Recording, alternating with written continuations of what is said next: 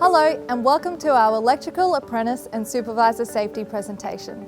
This film is for our electrical apprentices like me and for our tradesperson who are supervising apprentices, to raise awareness of the dangers present in electrical work and what you need to do to stay safe. The electrical industry is vast in its scope and begins with the generation of electricity. It continues through transmission, distribution, and then into individual installations, which is where most of you will be working. This film looks at how you can stay safe at work. It reminds apprentice supervising tradespersons of the importance of leading a culture of safety so that everyone gets to go home at the end of the day. Safe work practices are essential. If you don't know how to do something, ask. This includes supervisors. We want to make it absolutely clear that the apprentice must be supervised at all times by an electrical worker licensed to perform the work. It's the employer's responsibility to ensure the level of supervision is appropriate for the apprentice. This includes the type of electrical work to be performed and the adequacy of the apprentice's training and competency. Each year in Queensland, there are a number of serious electrical incidents, and tragically, some of these are fatal. We want to make sure this doesn't happen to you or someone under your supervision. The impact on you, your mates and your family would be nothing short of devastating. So for every job that you do, make sure it's safe and seek guidance when you need to. Supervising tradespersons must be proactive and lead safety by making sure workers are performing their work in a safe manner.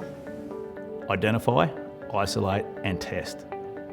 The isolation point of the circuits or equipment that you're working on must be identified. The correct circuit or equipment must be isolated, tested, and then proven to be de-energised. This is very important for your safety and the safety of others around you. It could save your life and theirs. If you have any doubts, ask questions.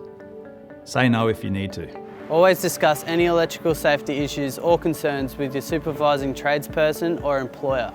If you still feel your concerns have not been addressed, contact the Electrical Safety Office. As an electrical worker, you will likely need to enter domestic, commercial or industrial ceiling spaces, get under floors or into other building cavities and high-risk environments to perform work. Several serious incidents have occurred in ceiling spaces over the last 5 years, and you must be aware of the risk of electric shock. Contact with damaged or exposed live wiring or equipment can lead to serious injury or even death. Unprotected and poorly installed electrical cables can easily be damaged by being walked on, having objects dragged over or placed on them, or by being chewed by vermin. This can damage the cable insulation and expose live conductors. In older installations, the cable may have perished, making them no longer electrically safe, or they may contain equipment with exposed live parts due to the incorrect and unsafe installation. Anyone entering a ceiling space is then at risk of electric shock, either through direct contact with live parts or coming into contact with structural metal work that has become live. The best way to control this risk is to isolate and effectively lock out all circuits that are located within the space prior to entry. It is also very important to consider all circuits within the space, as there is often multiple sources of electricity, or circuits that cannot be isolated from the switchboard, such as the consumer mains, solar or battery systems. A risk assessment needs to be performed and controls put in place to ensure your safety. The employer must ensure an apprentice with less than 6 months training does not work in the immediate vicinity of any energised high voltage exposed part, or anywhere there is a risk they could come into contact with an energised low voltage exposed part. This includes testing. A supervising tradesperson must be readily available to the apprentice at all times, whether this is in the immediate vicinity or contactable through other means such as phone, depends on the skill and competency level of the apprentice. As an apprentice supervisor, you must prove that the equipment the apprentice is working on is not energised before the work starts. As an apprentice, this is a skill that you'll learn during your apprenticeship. All electrical workers must be licensed and competent for the work they perform. There is a basic ABC for licensed trade people working in our industry. When it comes to isolation of electricity, A. Assume nothing. B. Believe no one. And C. Check everything. Never assume a circuit or equipment is not live. Do not trust anyone that tells you something is not energised, and check it. Always use a voltmeter or multimeter to test and confirm the equipment you are working on is not energised. A volt stick or detector is not suitable for testing and should only be used as an indicator device. Always confirm your test instruments are functioning correctly before and after proving your isolation. Any equipment containing electrical wiring can become energised at any time if there is a fault or if someone has not done their job properly. Unexpected situations can occur when you least expect it, so it's vital you test before you touch and find out if it's safe to work on the equipment. As an example, this is a domestic water pump located on a farm in Victoria. Moisture entered the electrical terminals of the pump motor, which caused the frame of the pump to be live at 246 volts. A person died when he touched this water pump. Don't let this be you. Always test before you touch. Another industry basic is don't work on or near energised parts. You may hear the saying, don't work live, quite often in our industry. Performing work on energised parts is not allowed in Queensland unless you meet the strict requirements of the electrical safety laws. If you isolate a switchboard at the main switch but do not remove the service fuse, you'll be working on a switchboard that still contains energised parts. This is a switchboard where the main switch is off, but there is still power to one side of the main switch. So we recommend that the service fuse is removed. Your supervising tradesperson can do this if they are authorised by the supply authority and follow the required safety procedures. So let's look at some examples of what can happen if these steps aren't followed. This electrician was working on a switchboard that contained energised parts and he did not isolate or take adequate precautions. 3 years later, he still does not have the full use of his hand. This could happen to you if you don't work safely and take the necessary steps to isolate the equipment you are working on or near. These next few images detail a severe electrical incident that involved a young electrical worker who was working in this electrical switchboard compartment. The isolator was turned off in this compartment, however the terminals on one side of this isolator were still energised, just as we saw earlier in the other switchboard. The electrician's pliers came into contact with the live parts, causing a large electrical explosion to occur. The arc from the explosion caused severe burns to the electrical worker. The electrical worker, his supervising tradesperson, and the employer all failed to eliminate the risk by following the basic procedure of isolating the equipment. The compartment could have been isolated upstream to eliminate the hazards of working near energised parts. The reason given for not isolating further upstream was this would have affected production. This is never an excuse to work unsafely. Electrical work must not be carried out on electrical equipment while energised simply because it is merely convenient for the electrical equipment to stay energised while the work is being performed. The explosion also caused a loss of production, but also add to the cost of replacing and repairing the switchboard compartment and the devastating ongoing impact of this injury to the young man, his family and colleagues. This short clip demonstrates what could happen if a fault is applied to a switchboard. This explosion was performed under controlled conditions and demonstrates what can happen when the rules are not followed. When you don't follow the rules, you're at risk of electric shock, arc flash burns and serious injury.